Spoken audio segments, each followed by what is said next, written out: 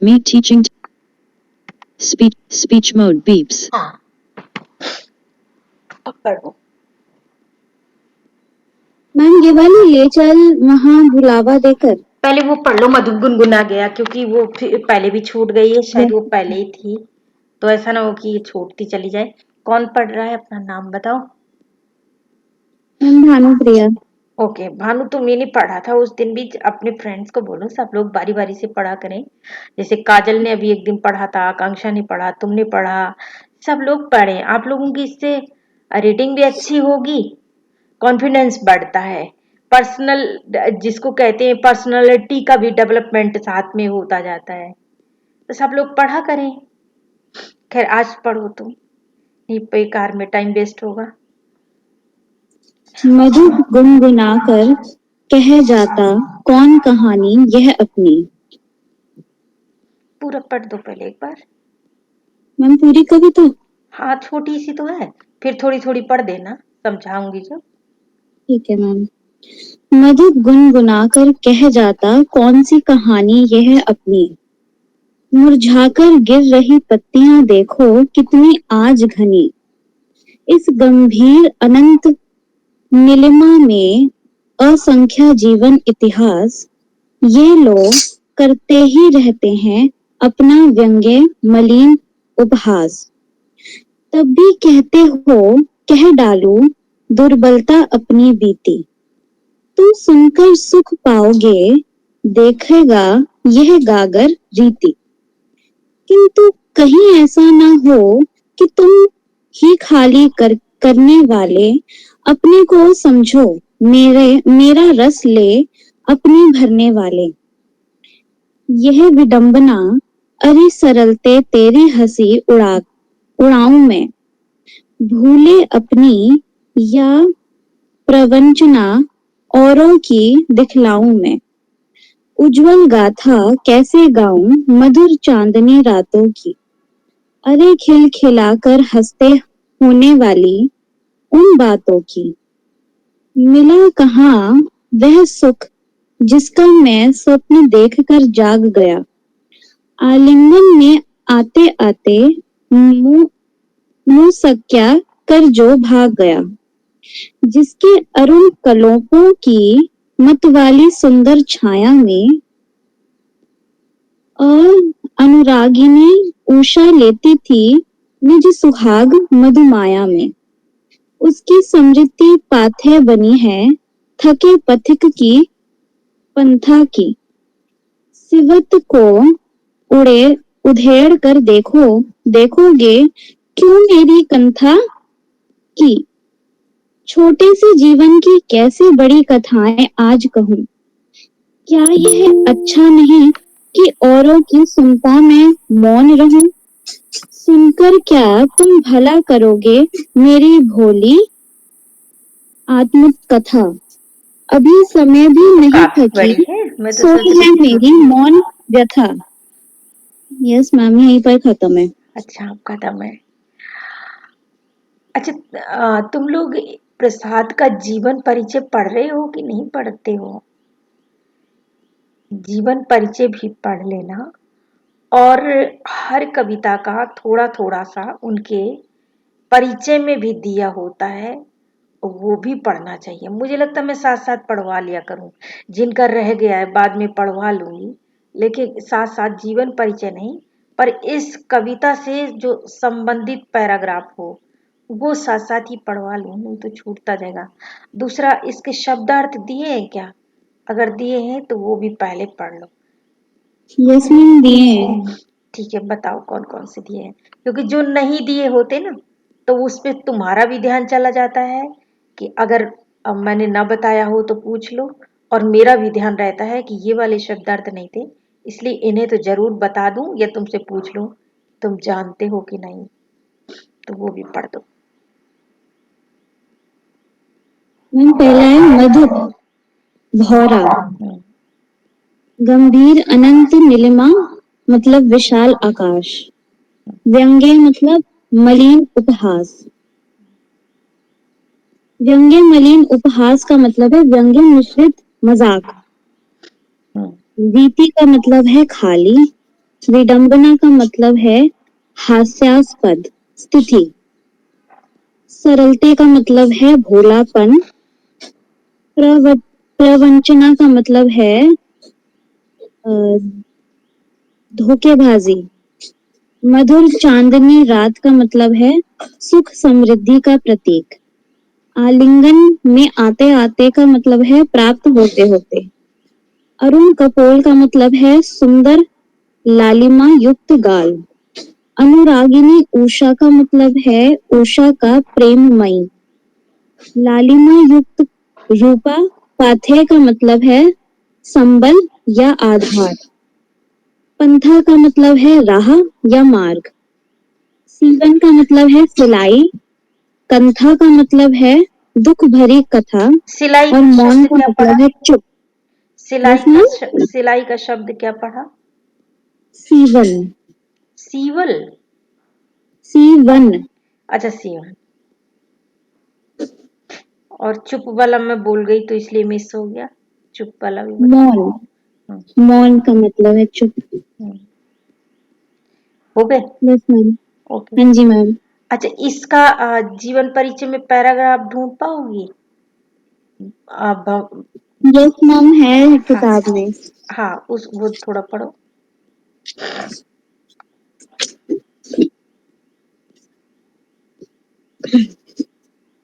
लहर का तीसरा गीत वास्तव में प्रसाद जी द्वारा अपनी आत्मकथा के रूप में लिखा गया है।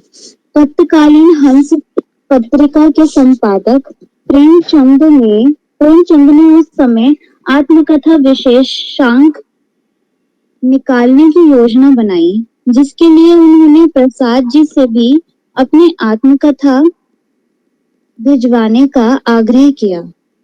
इसी आग्रह के परिणाम स्वरूप इस गीत की रचना हुई, जिसे प्रेमचंद ने अपनी आत्मकथा विशेषांक के प्रथम पृष्ठ पर स्थान दिया है।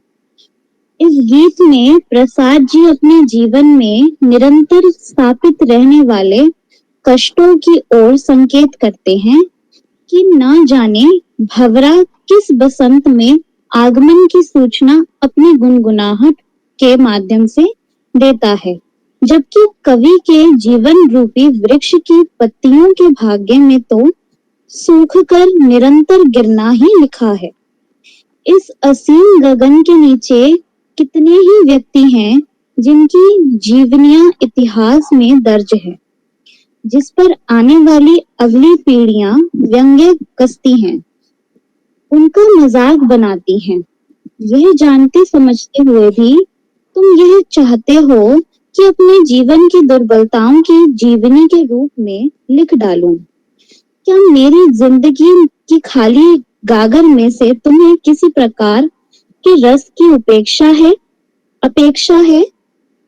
पर उस खाली गागर में दुख के अलावा कुछ भी नहीं, जिसे प्राप्त कर तुम भी आनंद के स्थान पर दुख ही पाओगे। कवि को एक और भी आनंद के स्थान पर दुख ही पाओगे। कवि को एक और भी चिंता सताती है कि कहीं इनकी इस दुखद कथा को प्राप्त करने वाला पाठक ही स्वयं को इन कष्टों का आरोपी न मानने लगे। जीवन में जितने भी सुखों की कल्पना की जाती है, उसकी वह क्या गाथा गाए, क्योंकि वह सुख के क्षण उसके जीवन के वास्तविक क्षण थे ही नहीं। वह तो ऐसे काल्पनिक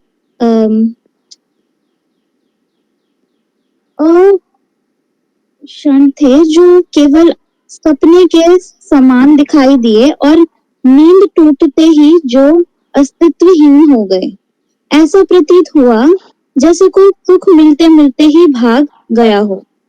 उसी काल्पनिक सुख के आधार पर ही कवि के शेष जीवन के कठोर पथ पर चलने का साहस किया।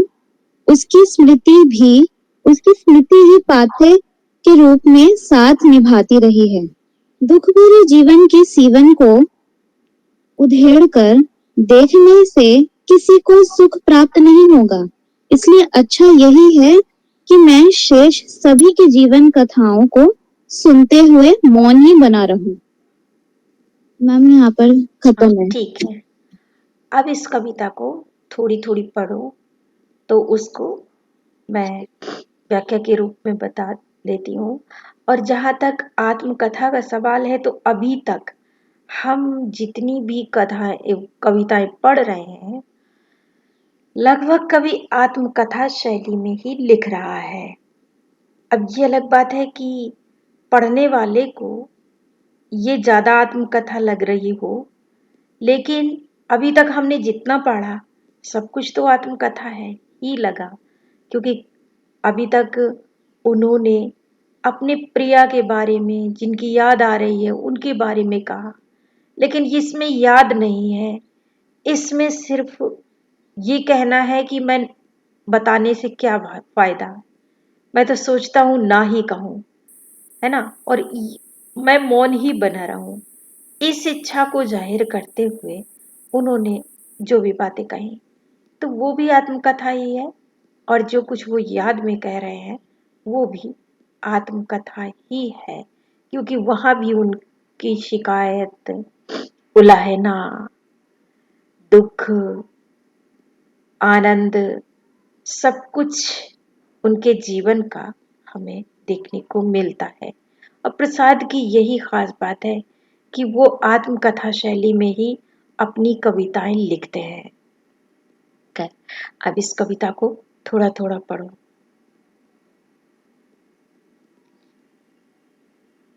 मधु गुनगुनाकर कह जाता, कौन कहानी यह अपनी। मधु तो आपने पढ़ ही लिया, भंवरा, है ना। भंवरा देखा है कभी? आजकल तो कम ही देखने को मिलता है, मैंने देखा है। हाँ, जो वो फूलों, वैसे भी ऐसे गुनगुनाता बनाता हुआ कभी कभी हमारे सामने आ जाता है, लेकिन ज्यादातर ये फूलों में, बागों में रहता है ना। फूल के रस को लेने के लिए भंवरा प्रसिद्ध है। और भंवरा एक प्रेम के कीट के रूप में भी प्रसिद्ध है। जैसे माना जाता है कि जिस प्रकार भंवरा कली से प्रेम करता है, उसी प्रकार पुरुष स्त्री से, जब भी स्त्री पुरुष की बात आती है तो कली भंवरे की तुलना होती रहती है। तो यहाँ पर जो कवि का जीवन है, यहाँ भी मधु के गुनगुनाने से मतलब वही है कि जीवन में प्रेम का संगीत, सुख का संगीत जैसी कोई चीज नहीं है, लेकिन फिर भी कुछ क्षण ऐसे हैं जो साहित्य के मान सम्मान के रूप में आते हैं। मान जो वो लेखक हैं लिखते हैं, उनके साहित्य की प्रशंसा के रूप में आते हैं, कि जैसे लगता है कि जीवन में मधु भ्रमर गुनगुना गया, जैसे कुछ आनंद की घटना घट गई, कुछ प्रेम की हलचल हुई है। यूं लगता है कि ये कौन था, जब कोई प्रशंसा करके जाता है, वाह प्रसाद जी बहुत अच्छा लिखते हैं, क्या बात कही है, क्या खूब कही है, मान लीजिए, तो लगता है कि ये कौन था जो मधु गुनगुनाकर चला गया। मेरे जीवन में ऐसा कुछ भी नहीं है कि जो मुझे लगे कि प्रेम और आनंद के क्षण हैं, लेकिन ये जो कभी कभी अचानक से कहीं से प्रशंसा के रूप में, सुख के रूप में संगीत की तरह आते हैं, है ना। Next line. मुरझाकर गिर रही पत्तियां देखो, कितनी आज घनी। ये सुख के क्षणों के साथ साथ ये भी देखो कि कैसे मुरझा करके पत्तियां गिर रही हैं। बहुत सी ऐसी भी रचनाएं हैं जिन्होंने उपेक्षा पाई है और यूं उदास पड़े हैं जैसे उनको कोई पूछने वाला नहीं। ऐसी और बहुत से क्षण हैं जो मुरझा रहे हैं, ठीक उसी तरह जैसे वृक्ष से गिरे हुए पत्ते मुरझा जाते हैं और दोबारा फिर वो वैसे रसीले नहीं हो सकते, रस से चमकदार नहीं हो सकते, ऐसी ही बहुत से क्षण, बहुत सी कृतियां उदास हो गई हैं जिन्हें सम्मान नहीं मिला है।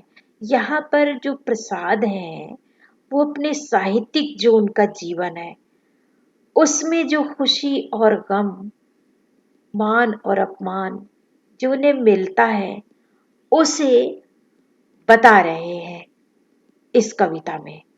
तो यहाँ पर जो उन्हें खुशी भी मिल रही है, मधुप गुनगुना जाता है, वो भी साहित्य पर आधारित है। और जो उनकी गिरी हुई पत्तियां, मुरझाई पत्तियों की बात कर रहे हैं, वो भी साहित्य पर आधारित है। ठीक है, आगे। इस गंभीर अनंत नीलिमा में असंख्य जीवन इतिहास। इस असंख्य गंभीर नीलिमा में क्या है फिर आगे? इस गंभीर अनंत नीलिमा में असंख्य जीवन इतिहास।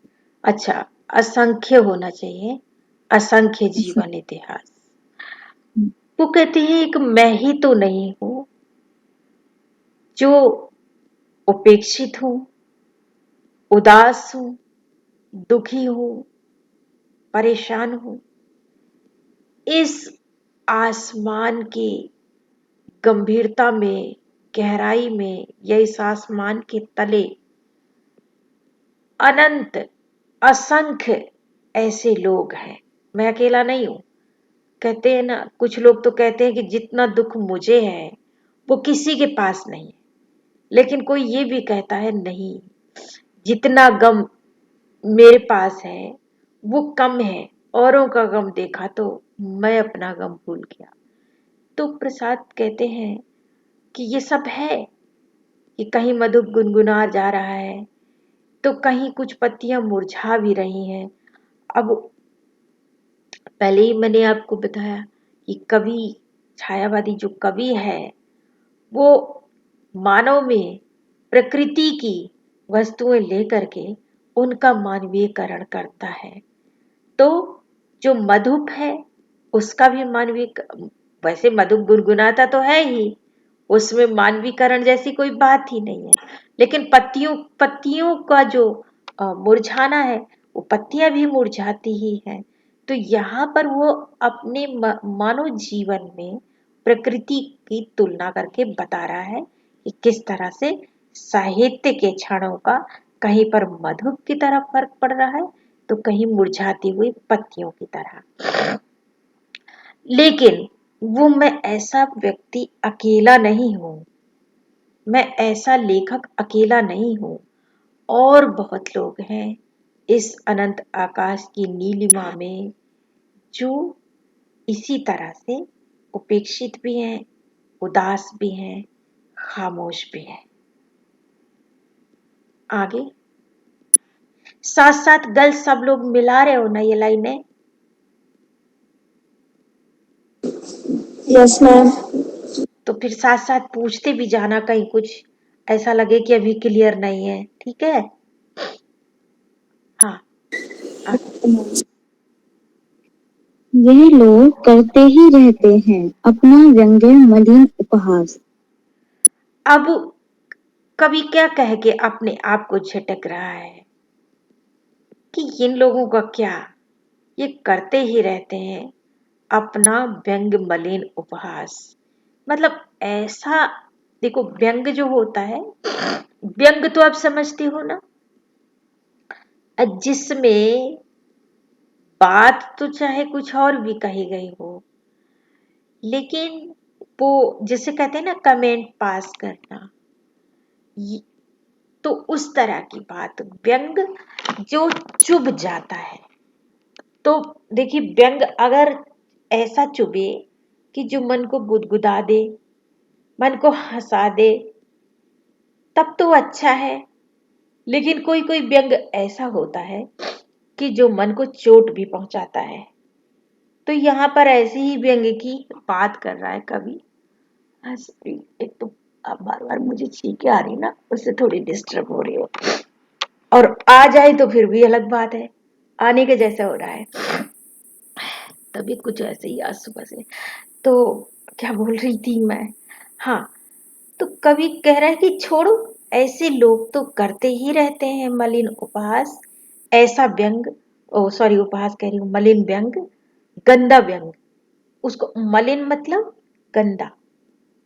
मल क्या होता है? मल होती है गंदगी। तो मल से बना मलिन। जैसे हम कहें ये जल निर्मल है, तो नी लगा दिया जब हमने उपसर्ग, और फिर मल कहा, मतलब गंदगी से रहित है ना। और अगर कहें ये तो बहुत ही मलिन है, तो मतलब गंदा है। तो यहां मलिन गंदा। अब गंदा क्यों है? बुरा, बुरा व्यंग, क्योंकि वो ऐसा व्यंग है जो कवि को चोट पहुंचाता है।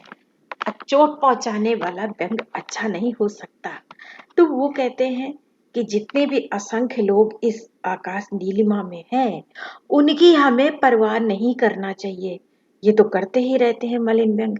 और हिंदी कविता में, हिंदी समाज में या हिंदी के साहित्य में बहुत सारे लोग ऐसे हैं कि जो विद्वान, मान लो कोई अच्छा लिखे, कोई अच्छा बोले, अच्छा काम करे, तो उसकी प्रशंसा करने की बजाय जलना शुरू करते हैं। और जलने से क्या होता है? जिस व्यक्ति को जलने की आदत नहीं है, जिस व्यक्ति को किसी को अपमानित करने की आदत नहीं है, वो दुखी हो जाता है। दुखी तो होगा ही। जो कोई करने की जिसकी आदत है, वो तो करता भी रहता है, करवाता भी रहता है। और वो करके भी कभी नहीं सोचता कि मैंने ऐसा क्यों किया, उसके साथ बुरा व्यवहार क्यों किया, मैंने उसे बुरा क्यों बोला, मैंने उसको कमेंट पास क्यों किया, वो नहीं सोचता। और जब उसके साथ होता है, तो अगर उससे ताकतवर व्यक्ति है तो वो उसे भी सहन कर लेता है चुपचाप, और नहीं होता है तो भले उलझ लेता है। तो क्या बहुत सारे लोग ऐसे ही हैं। इसी कारण तुम देखते हो हमारे हिंदी समाज में उतना मान सम्मान नहीं एक दूसरे को मिलता है। यहाँ तो बड़े विद्वान लेवल पे भी लोग एक दूसरे से जलते ईर्ष्या करते रहते हैं। तो वही चीज प्रसाद के साथ भी हो रही है। और प्रसाद देख रहे हैं कि वो अकेले नहीं है, और भी कई लोगों के साथ हो रहा है। जो निराला है, सूर्यकांत त्रिपाठी निराला, उनके साथ तो बहुत ही ज्यादा होता था। कहते हैं कि वो जब पब्लिशर को, प्रकाशक को अपनी कोई रचना या कविता देते थे, तो उनको ऐसे ही वापस कर देते थे। कहते थे ये तो प्रकाशन के लायक ही नहीं है। जबकि बाद में उनको इतना पसंद किया गया कि सूर्यकांत त्रिपाठी से उनको निराला की उपाधि दी गई कि वो निराले कवि थे। लेकिन जीते जी ये समाज पढ़े लिखों का, विद्वान लोगों का, सज्जन लोगों का हमेशा मजाक उड़ाता है या व्यंग करता है, और व्यंग करके फिर मजाक उड़ाता है। तो वही आहतपन यहाँ प्रसाद का भी है कि छोड़ो, ये लोग तो है ऐसे कि जो मलिन मजाक करते रहते हैं। आगे। तब भी कहते हो, कह डालूं दुर्बलता अपनी बीती। और तब भी कहते हैं कि प्रसाद जी अपनी आत्मकथा लिखो। मैं क्या आत्मकथा लिखूं? अपनी दुर्बलता कहूं? अगर कोई ये बताए कि मैं फलाने फलाने के व्यंग से, फलाने फलाने के ऐसे कथन से मैं आहत हुआ, मैं रोया, मैंने खाना नहीं खाया, मुझे बहुत बुरा लगा, तो ये क्या होगा? ये अपनी दुर्बलता ही होगी ना। क्योंकि जिसने परेशान करने के लिए, दुखी करने के लिए ही वो सब कहा है, वो सब किया है, तो फिर उसे खुशी मिलेगी और उसे पता चल जाएगा कि हाँ, मैं कितना दुर्बल हूं, मैं कितना आहत हुआ, मुझ पर कितना असर करा। तो कहते हो जो तुम कि अपनी आत्मकथा लिखो, क्या लिखूं आत्मकथा में? यही सब तो है कि कोई बहुत कम ही होता है जब कहीं ऐसा लगे कि मधुप गुनगुन आ गया है। ऐसा तो ज्यादातर होता ही नहीं। ज्यादातर तो वो सब घटनाएं होती हैं जो पतझड़ की पत्तियों की तरह मुरझाती चली जाती हैं, और मलिन व्यंग होता है मुझ पर। मैं इस ऐसे मलिन व्यंगों की कार, जो मेरे अंदर जो घटनाएं होती हैं दुखित होने की, मैं उन दुर्बलताओं को बताने से क्या हासिल? क्योंकि उससे भी तुम क्या करोगे? उससे भी तुम मेरा मजाक ही उड़ाओगे, उसका भी तुम व्यंग ही करोगे, जो फिर से दोबारा चोट पहुंचेगी। अगर किसी को ये बताया जाए कि मैं बहुत दुखी हूँ, बहुत दुख हुआ, बहुत रोया, बहुत परेशान हुआ या हुई, और उन्होंने कहा ही इसीलिए था, तो वो और हंसेंगे और ठहाका लगाएंगे, ओहो हो, बहुत रोए, सच में, कहीं प्याज तो नहीं लगा लिया था रस आंखों में। ऐसा भी तुमने देखा होगा बहुत सारे लोग। तो क्या उससे किसी को सुकून मिल जाएगा? तो कभी भी कह रहा है कि मैं क्या बताऊं, अपनी दुर्बलता नहीं बताना चाहता। दुर्बलता बताने से क्या हासिल? अपने ऊपर और व्यंग करने का मौका दूं व्यंग करने वालों को, और वो भी मलिन व्यंग करने वालों को, तो उससे क्या हासिल? है ना? इससे तो अच्छा है जो आखिरी में वो लाइन आएगी कि मैं मौन ही रहूं, कुछ ना बताऊं। आगे लाइन, तुम सुनकर तुम सुनकर सुख पाओगे, देखागे यह गागर रीति। और तुम जब सुनोगे तो सुनकर तुम्हें क्या सुख मिल जाएगा? सुनकर तुम्हें पता चल जाएगा कि ये गागर कितनी रीति है। मैं गागर रीति, मेरा हृदय कितना खाली है, कहीं प्रेम नहीं है, कहीं स्नेह नहीं है, कहीं सुख नहीं है, कहीं सुकून नहीं है। बस ये खाली गागर मतलब रिक्त हृदय, ये हृदय का सूनापन, ये हृदय का खालीपन, यही तो होगा अगर मैंने अपनी आत्मकथा बता दी तो, अगर मैंने आत्मकथा लिखी तो यही होगा ना। और क्या होगा भला जो मैं बताऊं? क्या तुम इससे सुख पाओगे? है ना? इससे तुम्हें कौन सी खुशी मिलने वाली है? बल्कि मुझे लिखने में पीड़ा होगी। इससे अच्छा तो ना लिखूं। आगे लाइन, किंतु कहीं ऐसा ना हो कि तुम ही खाली करने वाले अपने को समझो। अब बात यह है कि अगर मैं लिख दूं ये सब कुछ, तो उससे क्या है? जो पढ़ने वाले हैं उनमें से बहुत से लोग ऐसे भी होंगे जो खूब जानते होंगे कि उन्होंने जैसे चाहे उसमें प्रकाशक वर्ग है तो उन्होंने उनकी कितनी उपेक्षा की है, वो जिक्र भी आ जाएगा कि मेरी रचनाओं को कितना अनादर मिला। वो दोस्त लोग जो लेखक ही हैं उन्हें भी पता रहेगा कि उन्होंने उनकी किन किन रचनाओं का क्या क्या मजाक उड़ाया है। जो पाठक है और वो पाठक जो मान लो उनका उपहास करता है पाठक के रूप में, उससे भी पता है कि उसके उनका जो उपहास करेगा पाठक और लेखक को पता चलेगा तो उससे कितना बुरा लगेगा। तो कहते कि उससे क्या होगा अगर मैं ये सब कुछ लिख दूं, तो फिर तुमको लगेगा कि ओ, तो तुम्हारे दुख का कारण हम ही हैं। अच्छा, तो हमसे ही दुख पहुंचा है। ये बताने से भी क्या हासिल? अगर व्यक्ति संवेदनशील हो तो वो खुद ही ये ऐसा ना करे, और अगर कर दिया है और फिर मैं बताऊं और फिर तुम्हें पता चले कि मैं जो इतना रिक्त हूं, मैं जो इतना दुर्बल हूं, मैं जो इतना टूटा हुआ हूं, वो सब तुम्हारे ही कारण है, तो ये सब कहने से भी क्या हासिल? और कहने के बाद फिर तुम ही लोग सहानुभूति जताने आओ कि अच्छा, तो तुम्हें बुरा लगा था, सॉरी, माफ करना। मैंने तो अपने लिए भी देखा, लोग कुछ भी कहते रहेंगे, वो करते रहेंगे, और जब कह दो कि ये तुमने कहा, अच्छा तो तुम्हें बुरा लगा, सॉरी, मतलब मैं ना बताऊं, मैं ना कहूंगी मुझे बुरा लगा है, तो तुम्हें पता ही नहीं चलने की जरूरत है कि बुरा भी लगता है, कोई चीज बुरी लगने वाली भी है और वो तुम्हें नहीं कहनी चाहिए थी। तो कभी भी इसीलिए सोच कह रहा है कि फिर तुम्ही को लगेगा कि अच्छा तो तुम ही हो, इससे अच्छा तो तुम्हारी ही बातें, तुम ही से क्या कहूं, इससे तो अच्छा है कुछ ना कहूं। आगे, अपने को समझो, मेरा रस ले अपने भरने वाले। आ, अपने तुम समझ जाओ कि जो तुम हो वो तुम ही हो, जो मेरा जो रस, मेरा जो सूख गया है, जो मैं रिक्त हो गया हूँ, वो मेरा रस तुम लोगों ने ही लेकर के अपने को भरा है। मतलब पहले तुमने मेरी निंदा की और निंदा करने के बाद फिर महसूस किया कि हाँ, हम श्रेष्ठ कवि हैं, हम अच्छे लेखक हैं, हमने उस, और यही होता है जो आगे, अभी तो आप लोग विद्यार्थी हैं, अगर आप लेखक बने तो हो सकता है ईश्वर करे तुम लोगों के टाइम तक एक अच्छा वातावरण बने। लेकिन अभी तक जो मैं देख रही हूँ, मैंने यही देखा कि लोग अच्छी सी अच्छी रचनाओं की पहले बुराई करते हैं और फिर समझते हैं कि हम अच्छा लिख रहे हैं, चाहे वो उनका कूड़ा ही क्यों ना हो।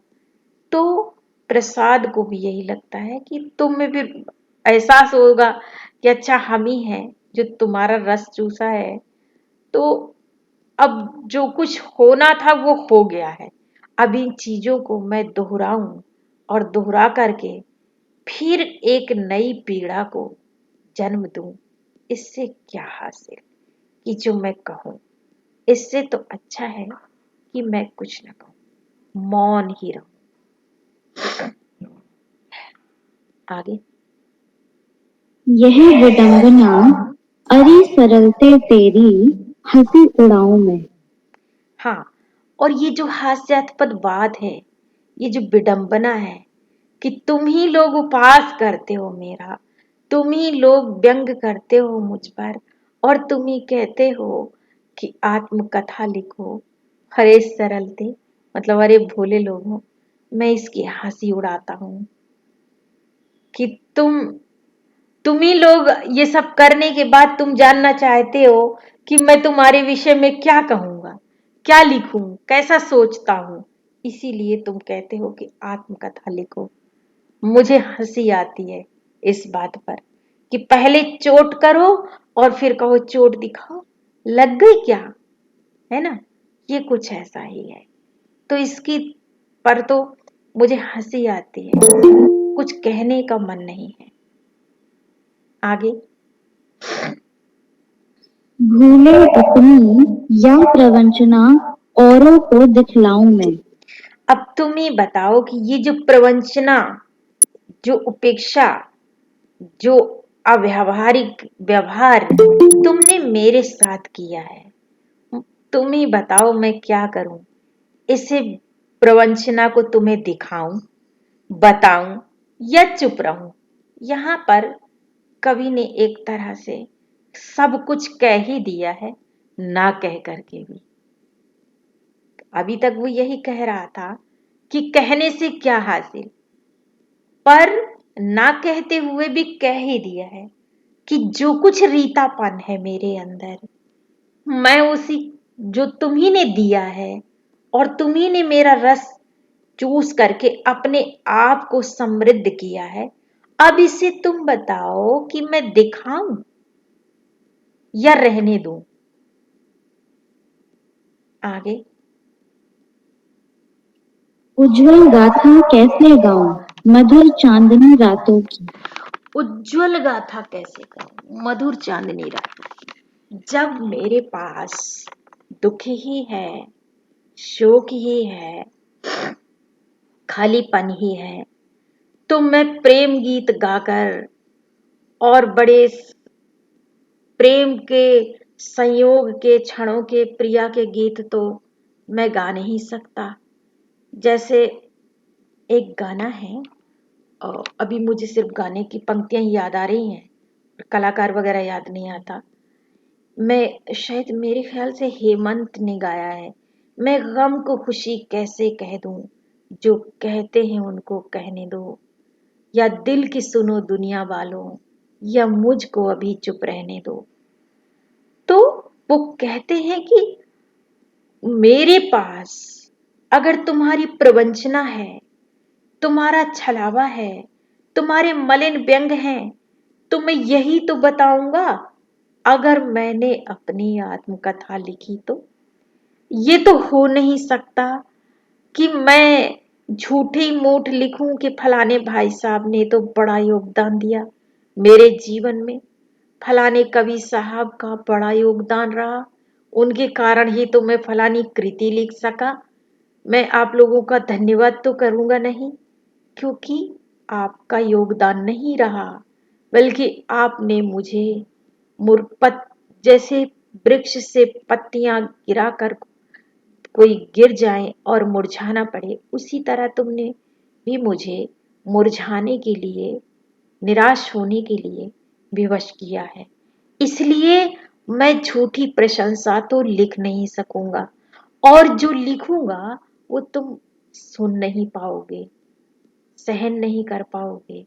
इसलिए अच्छा है कि मैं ना कहूं, मैं ना लिखूं, मैं मौन ही रहूं। आगे। अरे खिलखिलाकर हंसते होने वाली उन बातों को। थोड़ा सा और कंप्लीट करो इसे। अरे खिलखिलाकर हंसते होने वाली उन बातों की मिला कहाँ वह सुख जिनका मैं स्वप्न देखकर जाग गया। अब वो कहते हैं कि जब मैं लेखन की दुनिया में आगे बढ़ रहा था, मैं सोच रहा था कि मैं एक मौलिक लेखन लिख रहा हूं, मुझे भी समाज में सम्मान मिलेगा, स्वीकार किया जाएगा, सुना जाएगा, सराहा जाएगा। जो मैं सपने लेकर के आगे जगह था, जो सपने मैंने देखे थे और जगह था मतलब आगे बढ़ा था, वो सब मुझे मिला कहाँ? वो तो सपना ही रह गया। जो मैंने सोचा था वो सोचों तक ही सीमित रहा। इस विद्वान समाज में, इस साहित्यकारों के समाज में वो उदारपन, वो अपनापन तो मुझे मिला ही नहीं। आगे। मैम 2:50 हो रहे हैं, मैम आप अटेंडेंस लोगे? अब कितनी लाइनें रह गई हैं? मैम अभी तो बहुत है, 1 2 हाँ, 3 4 5 तो 6 फिर हम 7 8 नेक्स्ट 9 वीक, 9 है। हाँ तो नहीं हो पाएगा, तो मैं फिर नेक्स्ट वीक पढ़ लेते हैं, बस रहने दे। ठीक है मैम।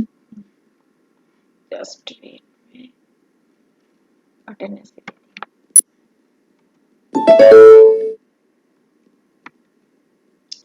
क्योंकि काफी स्टूडेंट है तुम्हारी क्लास में, इतना टाइम तो लग ही जाता है।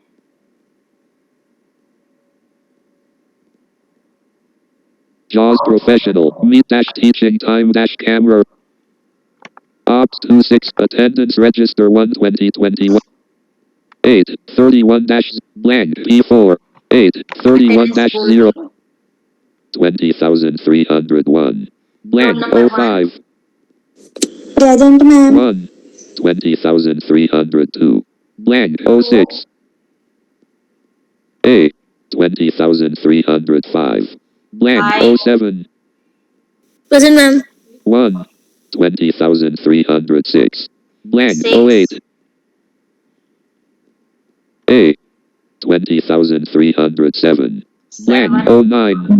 Present ma'am. 1. 20,310. Blank 10, 010. A. 20,312. Blank 12, 011. Present ma'am. 1. Ma'am 10 भी प्रेजेंट है। 20,315. बोला तो Blank है उसने 012. शायद। 20,003. मैम वो 12 में बोला है। 12 के 20,310. पहले। 10 भी प्रेजेंट है। 20,307. 20,310. A. 010. 10 प्रेजेंट है, अच्छा। Yes ma'am. 1. 20,312. 1. 20,315. Blank 15, 012. A. 20,318. Blank 18, 013. A. 20,323. Blank 23, 014. A. 20,325. Blank 25, 015. Present ma'am. 1. 20,326. Blank 26, 016. Present ma'am. 1. 20,327. Blank 27, 017. 1. 20,328. Blank. 018. A. 20,332. Blank. 019. A. 20,333. Blank. 020. Present, ma'am. 1. 20,336. Blank. 021. A. 20,337. Blank. 022. A. 20,338. Blank. 023. Present, ma'am. 1. 20,339. Blank. 024. A. 20,344. Blank. 025. Present, ma'am. 1. 20,351. Blank. 026. A. 20,353. Blank. 027. A. Blank. O. Blank. O. Blank. O. A. 027. क्या हो गया? 20,354. Blank. 54. 028. A. 20,357. Blank. 57. 029. Present, ma'am. 1. 20,358. Blank. 030. 58. A. 20,360. Blank. 60. 031. A. 20,362. Blank. 032. Girls ये क्या कर रहे हो? Present, ma'am. कौन बोल रहा है? 62. Yes, ma'am. तो मुंह से पहले बोलने तो दो, नहीं तो फिर लगता है कि पिछले ने बोल दिया कि किसने बोल दिया. कंफ्यूजन. No, ma'am. मुझसे पहले ना 60 रोल नंबर ने बोला था, शालिनी ने. अरे तो 60 भी लेट. 20,360. A. 60 031. प्रेजेंट है. Yes, ma'am. अच्छा. 1. 20,362. Blank. 1. 20,363. Blank. 033. A. 20,365. Blank. 65. 034. A. Present, ma'am. 20,366. 65. Blank. 035. Yes, ma'am. 20,301. Blank. 035. 20,366. Blank. 035. A. 20,368. Blank. 036. A. 20,369. Blank. 037. Present, ma'am. 1. 20,374. Blank. 038. A. 20,379. Blank. 039. Yes, ma'am. 1. 20,381. Blank. 81. 040. A. 20,382. Blank. On. 041. 81. अच्छा. 20,381. A. 041. 20,382. Blank. 82. 041. A. 20,383. Blank. 83. 042. Present, ma'am. 1. 20,385. Blank. 85. 043. A. 20,386. Blank. 86. 044. A. 20,387. Blank. 87. 045. A. 20,388. Blank. 88. 046. A. 20,389. Blank. 89. 047. A. 20,392. Blank. 048. 92. A. 20,393. Blank. 049. Present, ma'am. 20,300. 20,003. Blank. 050. 20,397. Blank. 97. 050. Present, ma'am. 1. 20,399. Blank. 99. 051. Present, ma'am. 1. वजीफा.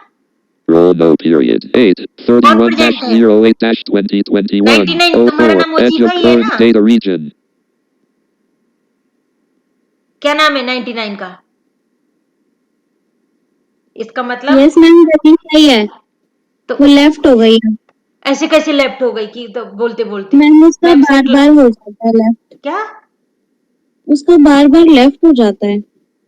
आज left हो जा रहा है, Saturday को तो निकल ही नहीं रही थी, मुझे रिमूव करना पड़ा था। तो इस तरह से जो लड़कियां संदिग्ध न बने। Blank P4. Control S. कम से कम थोड़ा सा मैं इतना तो वेट करना ही चाहिए ना कि मैं भी बोलूं ठीक है गर्ल्स ओके बाय, तो फिर तुम लेफ्ट करो। जैसे तुम क्लास में अगर आओ ऑफलाइन पढ़ो, तो जैसे ही मैं बोलूं कि ठीक है गर्ल्स और किताब बंद करने के लिए बोल दूं, तो क्या आप लोग निकल जाओगे मेरे निकलने से पहले? नहीं निकलोगे ना, ये वेट तो करोगे ना कि पहले मैं निकल जाऊं। ये सब चीजें गर्ल्स पढ़ने लिखने की मैनर्स की होती हैं। खाली पढ़ना लिखना ही नहीं, माथे पे कहीं भी चिपका के घूमना होता है कि हम पढ़े लिखे हैं। ये भी तो जो अपना रहन सहन उठने बैठने बोलने चालने का सलीका होता है ना, वही बताता है कि हम पढ़े लिखे हुए हैं। वरना पढ़ने का क्या है, ग्रंथ तो गधे के ऊपर भी लाद के चलते हैं।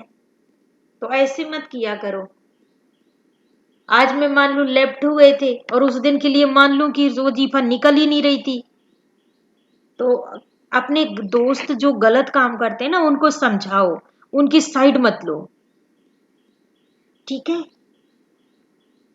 Me dash teaching चलो time ठीक है dash bye. Google Chrome. To move to पढ़ने another के press लिए the yellow keys ma'am period. 62 roll number लग NSS गया ma'am. Sakshi Kumari has left the अब बोला meeting. हो गया तो लग गया होगा। मैं ये कैसे मैं कोई याद करती मैम हूँ कौन नो मैम बोला था, बट ना आप पूछने लग गए कि तुमसे पहले किसने बोला था, तो मैं बताने लग अच्छा गई थी मैम। वो मैंने लगा दिया था, याद आ ओके गया। मैम। हाँ जो वो 60 बोल गया था ना, तो फिर पीछे जाके 60 का लगाया, तुम्हारा तो लगा ही दिया था।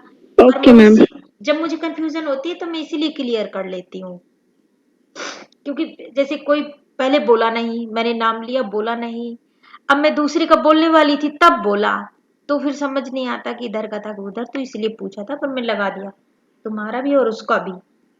चलो ठीक है, okay bye girls, okay ma'am, bye ma'am. Bye. Alt F4. Please wait. Attendance register 120. Alt F4. Opt 26.1.1 left parent 64.